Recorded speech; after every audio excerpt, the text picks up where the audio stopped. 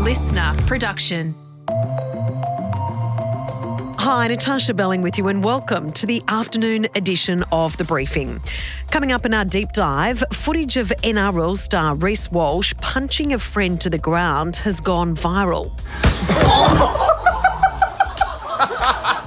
Walsh has apologised and deleted the post, but this latest NRL controversy has sparked a bigger conversation. Men's mental health advocate Dr. Seidler joins us to chat about why he believes these role models need better support and also about the dangers of normalising violence. But first, let's check the afternoon headlines this Wednesday, the 21st of May. Hundreds of residents have been evacuated and rescued, with thousands more isolated as record-breaking floods devastate communities across northern New South Wales. Hundreds of millimetres of rain have fallen over the past 24 hours, with floodwaters continuing to increase. Superintendent Dallas Burns from New South Wales SES said the flooding crisis is changing by the hour. Yeah, it's an incredibly dynamic situation on the mid-north coast at the moment. In and around Taree, we're seeing record flooding. It's actually surpassed that of 1929 by about 350 millimetres at the moment. We saw significant rises overnight and many people trapped in their homes. The New South Wales Premier has urged hundreds of thousands of commuters to leave work early as Sydney's train chaos continues. Massive delays are expected again tomorrow, with Chris Minns admitting the public was rightly demanding answers about the unreliability of the embattled rail network. And a former AFL umpire is allegedly on the run after allegations he was behind an $8.9 million fraud scheme. Troy Pennell failed to front court over claims he orchestrated fake invoices at a shipping company he worked for. Lawyers have reportedly asked for Mr. Pennell's name to be put on the AFP watch list, with concerns he could flee the country.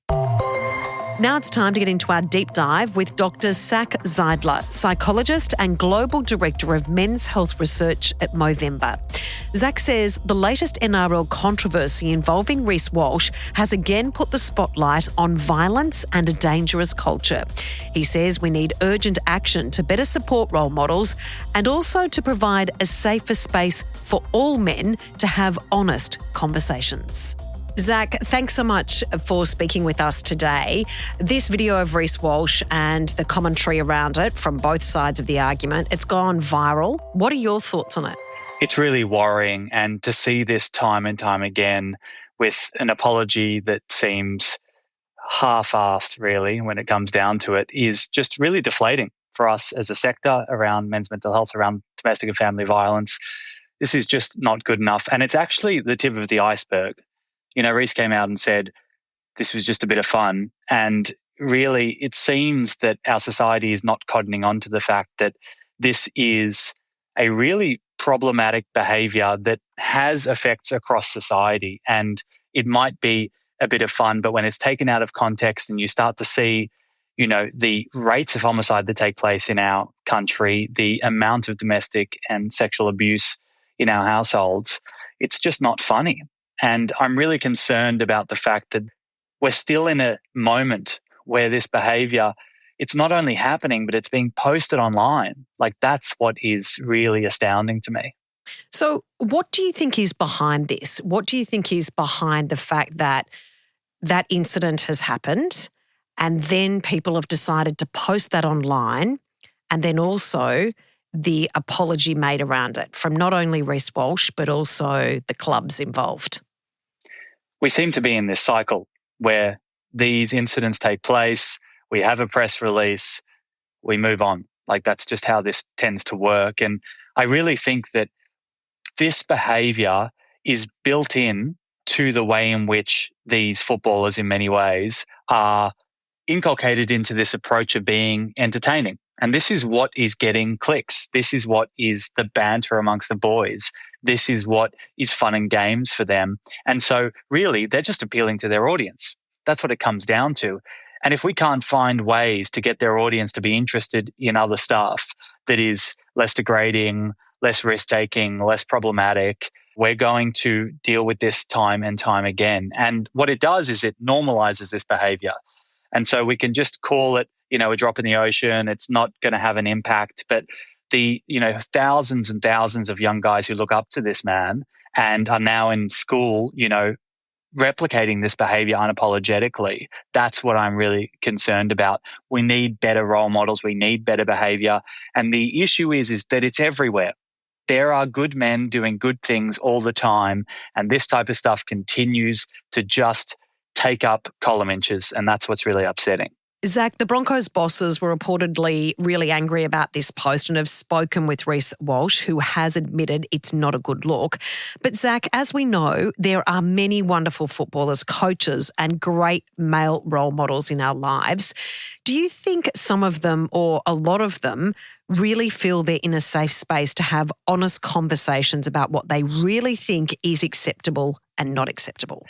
I think that we have a very touchy culture at the moment whereby lots of men, because they don't necessarily have the language, they haven't practiced it, they haven't been in those challenging conversations where they've been able to find their voice around some of this stuff, it means they shy away from coming forward and making a statement of calling someone out, for instance, because the likelihood that they are going to make a misstep, stuff up one way or another, and the fear of being cancelled is rife. And I hear it on the ground all the time. And so what we're actually hoping for is an openness amongst our society to allow some of these guys to kind of walk in and, maybe blunder a couple things, but their heart is in the right place.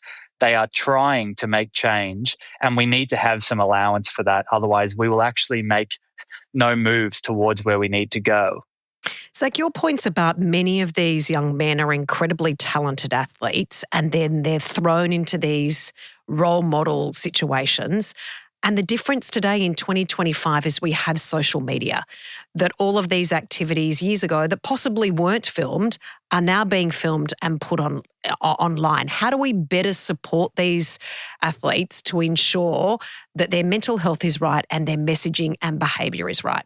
I know so many of these guys. We get to work with them, and what I see consistently is that they are walking around struggling through this grey, this confusion of who to be, what type of identity they want beyond being a footballer, and nobody is coaching them. Nobody is providing them with that sense of belonging and community that is beyond tackling each other once a week. And so I really think that that's a due diligence, that's a responsibility. And we've seen this week with the tragic deaths in the Selwood family within the AFL that there's a call out to start to do more around player well-being. And that doesn't only mean looking after their mental health. It also makes clear that the way in which they're showing up and who they are as young men and the responsibility that they have to their club and community goes far beyond how they play on the field.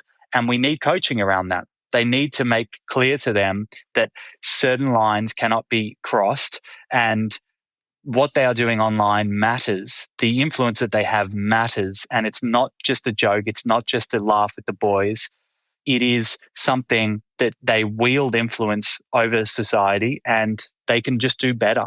So if you can share with us, Zach, from your personal experience, we talk about role models and you've just mentioned there the incredible influence that they have on millions of fans across Australia.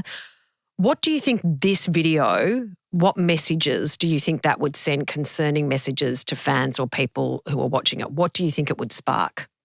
I found the response bewildering, Tash. I found the idea that someone in this day and age can come out and say boys will be boys and it's unironic is really, really problematic and says that we have a lot of work left to do.